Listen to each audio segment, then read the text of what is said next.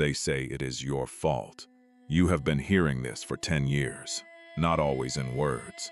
Sometimes in the way people look at you when you walk through the palace, the specific quality of a look that contains a judgment that has been made and will not be revisited. The look that says, "We know what you are. We know what you caused. We know what this city has paid and is paying and will pay, and we know whose face is at the center of it. Your face. Always your face. The face that launched 1,000 ships." This phrase has not been said yet. It will be said later by a poet in another country, in another century, who has never seen your face and is writing about you as a symbol of a thing rather than a person who lived. But the idea behind it has been present for 10 years in every room you enter in Troy. The face, your face, the reason. You stood on the walls and you watched the battles. You watched men die. Trojan men and Greek men, and men whose names you would never know, dying on a plain in Asia Minor because of something that began with you, or with Paris, or with Aphrodite, or with the wedding of Peleus and Thetis, where a goddess threw an apple and started a chain of consequence that ends here, with fire in the streets and the city falling, and you in this room, waiting for the husband you left to come through the door, or take you, or kill you. You do not know which it will be. You have never known which it would be. You have been not knowing for 10 years. This is a story about being the reason. Helen of Troy is one of the most written about women in human history. Her face, her beauty, her role in the war, these have been described and debated and reimagined for 3,000 years. She has been portrayed as a victim, as a temptress, as a willing participant, as an unwilling captive, as a symbol, as a person. The ancient sources do not agree on what she was. They do not agree on whether she went to Troy willingly or was taken against her will. They do not agree on what she felt about Paris, about Menelaos, about the war fought in her name. What they agree on is this: she was there. She was in Troy for 10 years while the war happened around her. She watched the battles from the walls. She lived in the palace of Priam while his sons died fighting over her, or because of her, or because of the chain of events that included her. She was present for all of it. The question that the ancient sources do not fully answer, the question that has been asked for 3,000 years, is what that was like from the inside. What does it feel like to be the reason? Not the cause, necessarily, not in a simple moral accounting, but the center of something enormous and destructive. The person whose name is attached to it, whose face is invoked when people try to explain why so many people died. Her name was Helen. She had been queen of Sparta. She was the most beautiful woman in the world, or so everyone said, which is a thing that is said about specific women in specific cultures and whose truth or falsehood is not really the point. The point is that it was believed, and that the believing of it shaped everything that happened to her. In this story, you are Helen. The city is burning. Menelaos is somewhere in the city. You are waiting in a room in the palace. You have been waiting in rooms for 10 years. In this story, you are Helen, not the symbol, not the face. The person who has been living inside the symbol for 10 years and who is about to find out what comes after. You were a queen before you were a cause. This is the thing that gets lost in the telling. The stories begin with Paris arriving in Sparta, with the apple of Eris, with Aphrodite's promise. They begin with the moment you become the reason rather than the person. Before that moment, you had a life, a husband, a daughter, the specific geography of a palace you knew, as well as your own body, the rooms and the corridors and the courtyard where the light came in a certain way in the afternoons of autumn. Hermione, your daughter was 9 when you left, or were taken. The words are the problem. The words for what happened to you are all contested. all carrying implications that some people accept and others reject. You left, you were taken, you chose, you were compelled. The goddess arranged it, you arranged it. The accounts do not agree, and you are not certain, even now, that you fully agree with yourself. What you know is this: Paris came to Sparta as a guest of Menelaos. He was young and beautiful, and he spoke with the specific eloquence of someone who has been told their whole life that they are beautiful, and have come to believe that beauty is a form of argument. Aphrodite had promised him the most beautiful woman in the world. He came to collect, and then something happened that you have spent 10 years trying to understand. You went with him. Not slowly, not reluctantly, you went. You left your husband, and your daughter, and your palace, and your kingdom, and you sailed to Troy with a man you had known for days. This is the fact. Everything else, the goddess's compulsion, the spell, the question of free will in a world where gods intervene. Everything else is interpretation. The fact is, you went. You have been living with this fact for 10 years. The morning you left, Hermione was still sleeping. This is the detail you cannot approach without cost. Your daughter, 9 years old, sleeping in her room in the palace, and you walking past the door, and you not going in, not saying goodbye, not leaving a word. You tell yourself it was Aphrodite's compulsion, that you were not fully yourself, that the goddesses will overrode your own. You are not certain this is true. You are not certain it is false. What you know is that you walked past the door and you did not go in. And Hermione woke up to a palace without her mother, and you have not seen her since. Paris was beautiful. This is the honest beginning. Whatever else is true about what happened, this is true. He was beautiful, and the beauty was the first thing, and it would be dishonest to pretend otherwise. You had seen beautiful men before. Menelaos was not ugly. He was a king, a warrior, a man whose physical competence was evident. But Paris was different. The beauty of a man who has never had to be anything except beautiful, who has been excused from the obligations that ordinariness requires, who moves through the world certain that the world will accommodate him because it always has. He charmed you, not just with his face, with his attention. Menelaos was a king with a kingdom to run, with the specific preoccupations of a man whose time is organized around governance and war, and the endless administration of a Mycenaean palace. His attention was distributed. Paris's attention, in those days in Sparta, was entirely on you. He looked at you the way people look at things they have decided they must have, completely, with no remainder. You were 32 years old. You had been Queen of Sparta for 15 years. You had been the most beautiful woman in the world for your entire life, which is a thing that everyone knows about you and that nobody asks you about. Because what is there to ask? It simply is. You were born into this the way people are born into rank or poverty, without choosing it, without deserving it, with all its consequences arriving before you are old enough to understand what they are. Paris looked at you, and you felt, for the first time in a long time, like a person rather than a fact of nature. This is not an excuse. It is an explanation. You went with him. The first year in Troy was not what you expected and not what you feared. You expected hostility, and there was some in the looks, in the quality of the silence, when you entered certain rooms. But there was also something else. Priam received you with a dignity that surprised you. He did not blame you openly. Hecuba was colder, the coldness of a mother watching her city put at risk for a foreign woman, but even she maintained a surface of courtesy, and the city was extraordinary. Larger than Sparta, wealthier, more complex. You had not known a city like this. You walked through it, and you felt, alongside the guilt and the dislocation, something that you did not expect to feel. Interest.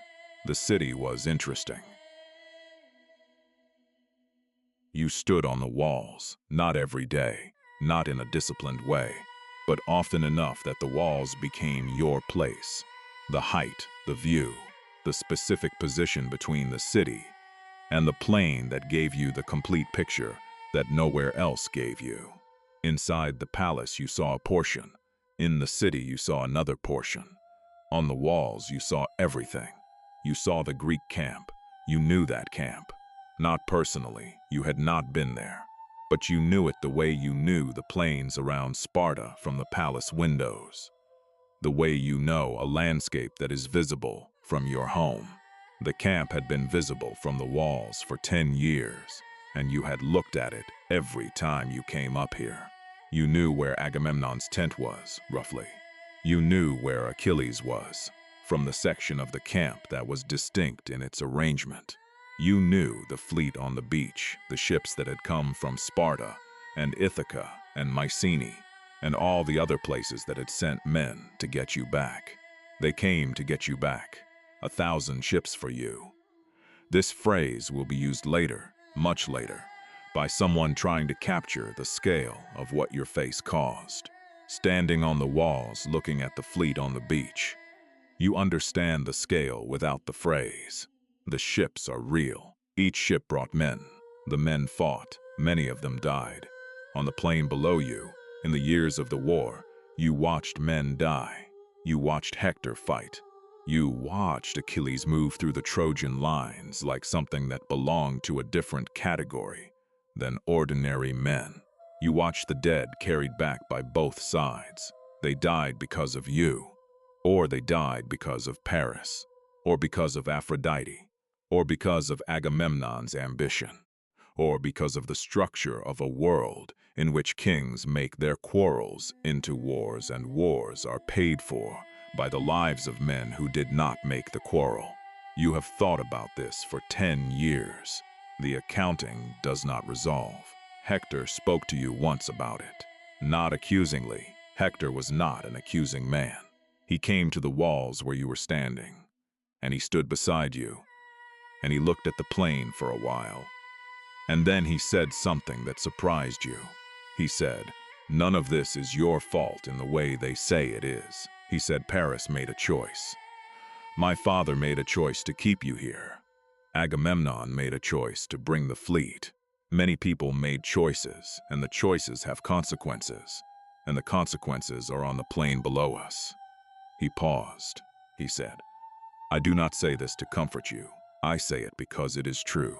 He was the kindest person in Troy. You think about him now that he is gone. Paris changed, not suddenly. Gradually, across the years, the specific way that people change when the consequences of their choices become real and extended and unavoidable. Paris in Sparta was the beautiful young man with the complete attention and the certainty that the world would accommodate him. Paris in Troy in year 3, in year 5, in year 7 was something different. He was afraid, not of you, of the war, of the weight of what his choice had produced. The specific fear of a man who has started something enormous and has discovered that he is not equal to what he started. He was not a great warrior. Everyone in Troy knew this, though few said it directly in front of you. He fought with a bow at a distance, which in the ancient hierarchy of combat was considered less honorable than the close fighting of spear and sword. He was compared to Hector constantly unfavorably, by implication rather than statement. He came to you in the evenings. You received him. What you felt about him across the years is the most honest question and the least answerable one. In the beginning, it was what it was, the thing that had pulled you from Sparta across the sea. By year 5, it was something more complicated. By year 8, it was something that you might have called habit, if habit could include the specific weight of a shared catastrophe. He was the person you were in this with. That is its own kind of bond. He died in the 10th year. Apollo guided an arrow from his bow to Achilles' heel. You watched the aftermath from the walls. You did not feel what you expected to feel. You are still not certain what you felt. After Paris died, Deiphobus, another of Priam's sons, was given you as wife by Trojan custom. You did not choose this. Trojan custom did not ask you to choose. You went from being Paris's wife to being Deiphobus's wife by the decision of men who needed you to be someone's wife and chose the man. This is the part of the story that later accounts tend to skip over. After the great romantic cause, after the face that launched the ships, there was this. Being assigned to a man you had no particular feeling for because the social structures of Troy required that someone of your status belonged to someone. You belonged to Deiphobus. Tonight, when Menelaos finds you, Deiphobus will be the problem. The city is burning. You hear it before you see it. The sounds from below. The sounds that are different from the sounds of the city at night. Different from any sound the city makes in the ordinary course of its existence. Then the light through the window, the wrong light, the orange that is not sunset. You know what it means. You have known, on some level, for 10 years that this night was coming. Not with Cassandra's specificity. You do not have her gift. And even if you did, the curse would prevent it from being useful. But with the ordinary knowledge of someone who has watched a war for a decade and understands its trajectory, the Greeks were not going to leave. Troy was not going to last indefinitely. The end was always going to be this, or something like this. You are in your room in the palace. You have been here for hours since the celebration ended and the city went to sleep. You did not sleep. You lay in the dark and you listened to the city celebrate, and something in you did not celebrate with it. The same something that has been present for 10 years. The something that is not certainty but is adjacent to certainty.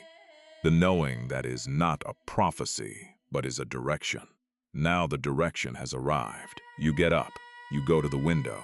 The sky over Troy is orange. You look at it for a long time. Then you sit back down. You wait. This is what you have been doing for 10 years, waiting to find out what comes next. Deiphobus is not in the room. He went to the walls when the sound started. The warrior's response, the going toward the emergency. You do not know if he is alive or dead. You find that you cannot quite make yourself care with the urgency that caring about a husband's survival should require. This tells you something about the marriage that you already knew. You sit in the room and you listen to the city burn and you think about Menelaos. He is somewhere in the city. He has been fighting for 10 years to find you. Now the city is falling and he will find you. You do not know what he will do when he finds you. You are not certain what you want him to do. Menelaos was a good king. This is the honest thing to say first. Not the most exciting thing, not the thing that makes the best story, but the honest thing. He was a competent and fair king who ran Sparta well and treated his household well and was, by the standards available for judging such things, a good man in the position of a king. He was also not Paris. This is not a judgment. It is a comparison that is in some ways unfair. Menelaos was not trying to be Paris, had no reason to be Paris, was a different kind of person entirely. But Paris arrived in Sparta with his beauty and his complete attention and his certainty that he would have what he wanted. And the contrast with 15 years of competent fairness did something. You have spent 10 years trying to understand that something. Was it Aphrodite? The goddess's compulsion, the divine override of your own will. This is available as an explanation, and it has the advantage of removing the question of your responsibility. The goddess did it. You were not yourself. The choice was not yours. You do not entirely believe this. You think you made a choice that was influenced by a goddess, certainly shaped by forces beyond your control, made in a state that was not entirely ordinary consciousness, but a choice. You went. Something in you went willingly. And now you are sitting in a burning Troy, waiting for the man you left to come through the door. You think about his face. Not the current face, the face you last saw 15 years ago in Sparta before Paris came. The face of a man you knew well. The specific way he looked when he was tired. The way his voice changed when he was angry, and trying not to show the anger. The small things of a shared life. The accumulated intimacy of 15 years. You left that. You are about to see it again. In ancient accounts, there is a scene where Menelaos finds Helen in the fallen Troy and raises his sword to kill her. And then she reveals herself or looks at him, and the sword falls. The beauty that caused the war saves her from its end. This scene has fascinated storytellers for 3,000 years. Was it her beauty that stopped him? Was it love that survived 10 years of war? Was it something else? The specific difficulty of killing someone you have loved, regardless of what they did. Menelaos is not here yet. You do not know if the scene will happen. You do not know if his sword will rise. You do not know if it will fall. Beauty is not a gift. People say it is a gift. They have been saying it about you your entire life. What a gift, what a blessing, to be born with a face like that. The gods blessed her. Aphrodite herself chose her. What a gift. You have been living inside this gift for 42 years. The gift is this. You are looked at, constantly, completely, with a attention that is not about you but about your face, which is a feature of you but is not you, which belongs to you but is also public, also available, also a thing that people feel entitled to have opinions about and reactions to, regardless of your own thoughts about any of it. The gift is that wars are fought over you without your consent. The gift is that your name becomes shorthand for the thing that causes catastrophe. The beautiful thing that makes men do terrible things, as if the beauty did the making, rather than the men making choices in response to the beauty. The gift is that in every account of this war, your face is mentioned before your name, your beauty is mentioned before your personhood, and the question of what you wanted, what you felt, what you chose, what you have been experiencing inside all of this is the question that comes last, if it comes at all. You have been asking it for 10 years, from inside the gift, in a burning city, waiting for the husband you left to come and find you. You think about Hermione, your daughter who was 9 when you left. She would be 19 now, a woman. You do not know what she looks like now. You do not know who she became. The palace in Sparta would have continued without you. Menelaos would have made sure of that.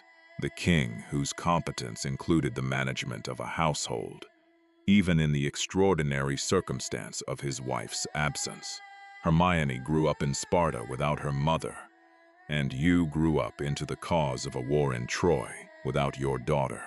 The 10 years are in both of you. You in her absence, she in yours. You will see Menelaos tonight. You do not know if you will ever see Hermione. Nobody asked you. This is the simple fact that sits under everything else. Nobody asked you whether you wanted to go to Troy. Nobody asked you whether you wanted to come back to Sparta. Nobody asked you what you thought about the war, what you felt about Paris, what you wanted to happen when it ended.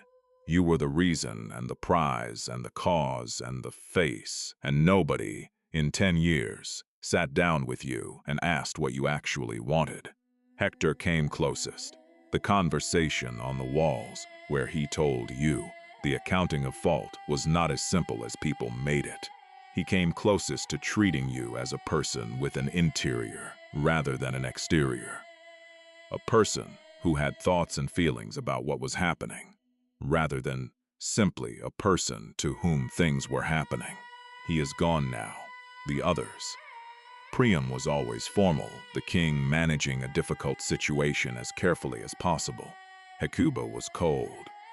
The Trojan women, the ones you encountered in the palace and in the city, moved around you with the specific, careful distance of people who are maintaining civility in the presence of something they resent. You understood the resentment. You did not resent them for having it. So you asked yourself, in the long evenings and the long nights and the years of watching the war from the walls, you asked yourself what you actually wanted.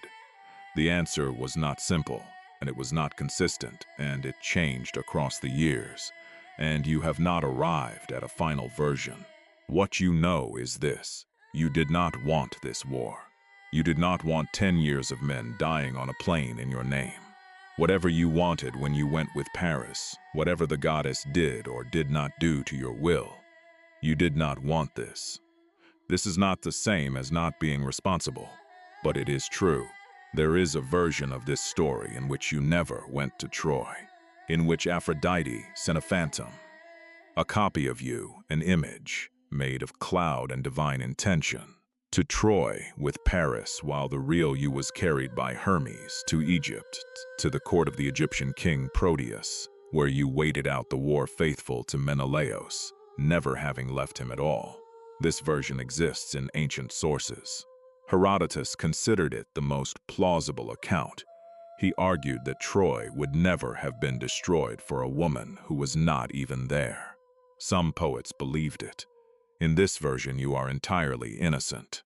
The war is fought over a phantom. You are just waiting in Egypt to be collected. You sometimes think about this version of yourself, the one in Egypt, the one who never went. She would have her own questions, that Helen, her own difficulty. The difficulty of the innocent person for whom others die is its own weight. Troy is burning. Not all of it. Cities burn section by section, the fire moving through the streets with the logic of wind and what is combustible, leaving some things standing and taking others. But enough. The sky above the palace is orange, and the sounds from below are the sounds of a city being taken, and the city that is being taken is the city that has been your home for 10 years. 10 years. You have lived here longer than you lived in Sparta as Menelaos' wife. The palace of Troy is more familiar to you now than the palace of Sparta. The streets of Troy are more known to you than the streets of Sparta. The faces of the Trojan people, the ones who looked at you with resentment, the ones who were careful with you, the few who were genuinely kind. These faces are more recent in your memory than the faces of the people you left. This city is ending, and in some way that you cannot entirely articulate, the ending of it is also the ending of something in you. 10 years of being the cause, the reason, the face. 10 years carrying the war in your name without choosing it. 10 years of watching from the walls and thinking about Hermione and trying to understand the accounting and not arriving at an answer. Whatever comes after tonight, it will be different from this. After tonight, you will not be the reason Troy fell. You will be the woman who came out of the fallen Troy. The difference is not small. You have been thinking about what you will say to Menelaos, not preparing a speech.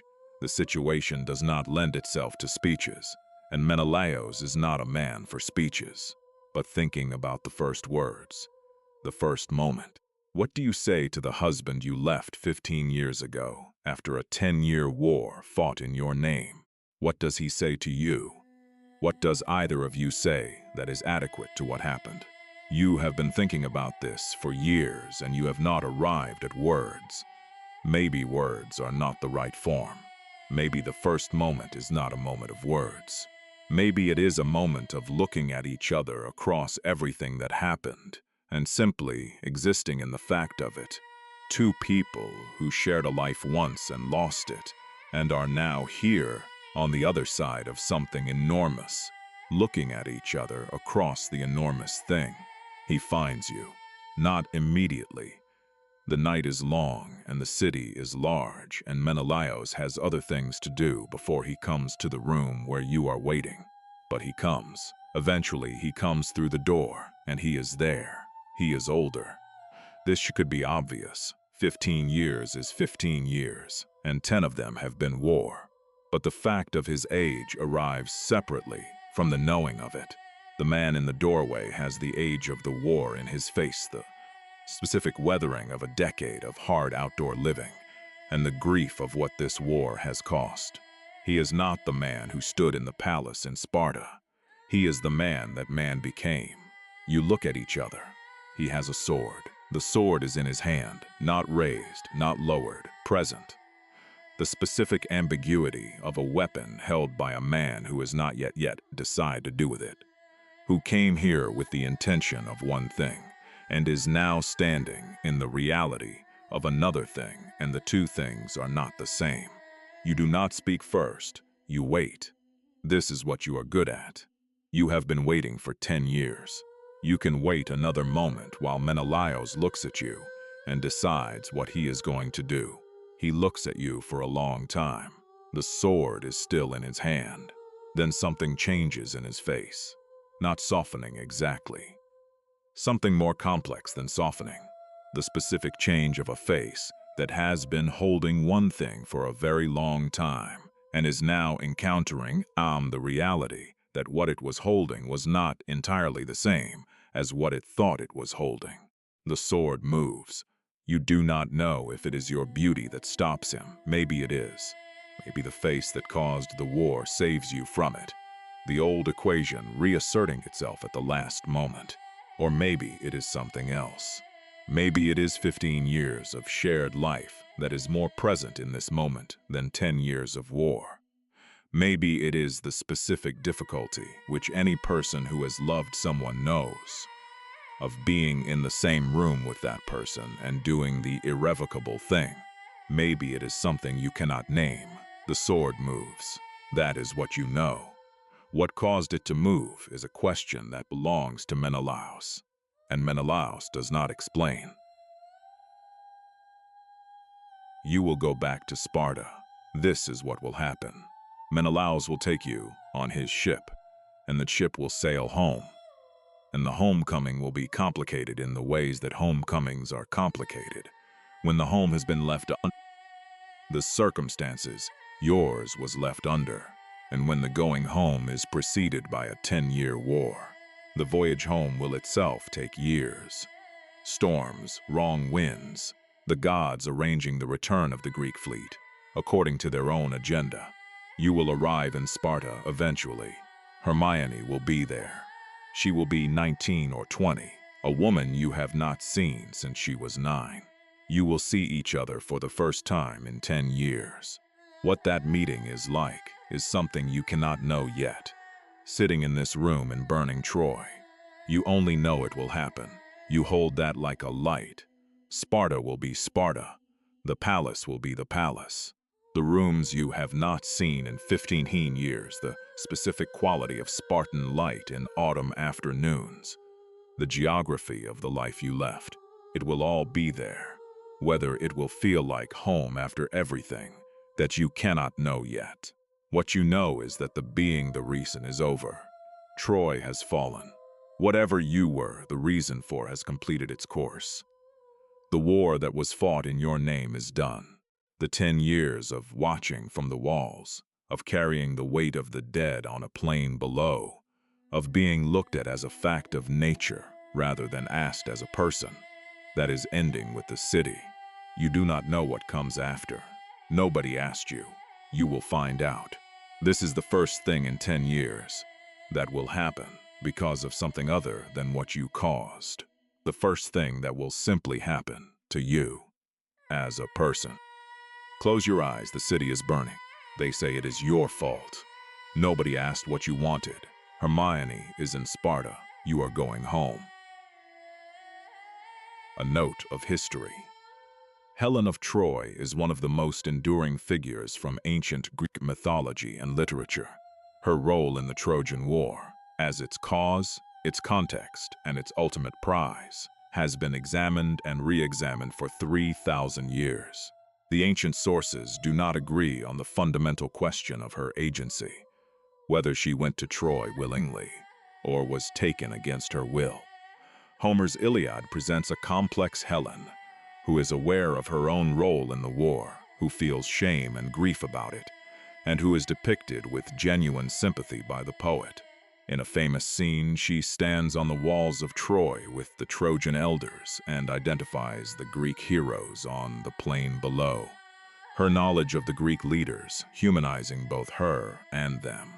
The Iliad's Helen is not a simple victim or a simple villain, but a person caught in circumstances that include divine interference and her own choices in proportions that Homer does not fully adjudicate. The alternative tradition in which Helen never went to Troy at all, in which a phantom traveled with Paris while the real Helen waited in Egypt, appears in the lyric poet Stesichorus, and later in Herodotus and Euripides. The tradition suggests ancient unease with the idea that a 10-year war was fought over a woman, and provides an alternative in which the war was fought over an illusion. In this version, Helen is entirely innocent. The two traditions coexisted in ancient Greek culture without one definitively replacing the other. The scene in which Menelaos finds Helen after the fall of Troy and raises his sword to kill her, only to be stopped by the sight of her, appears in several ancient sources. Different accounts attribute his stopping to different causes. Her beauty, his lingering love, divine intervention. The scene encapsulates the ambiguity of Helen's entire story. The face that caused the war is also the face that ends the threat to her from its conclusion. Helen's daughter Hermione is mentioned in several ancient sources. In later traditions, Hermione's story becomes complicated by her betrothal, first to Neoptolemus and then to Orestes. She appears as a character in Euripides' Andromache and Hermione, and in Sophocles' fragmentary work. The relationship between Helen and the daughter she left behind is not explored in surviving ancient texts with any depth, which is itself significant. The ancient sources are more interested in what Helen means than in what Helen experienced. Helen's life after the war is described briefly in the Odyssey, where Telemachus visits Sparta and finds her and Menelaos living there in apparent domestic stability, the war behind them. She is hospitable, gracious, and she drugs the wine she serves to prevent the company from weeping. The Odyssey's Helen seems to have moved beyond the war into something more settled. Whether this represents genuine peace or its performance is, like everything about Helen, left open. Next, Paris.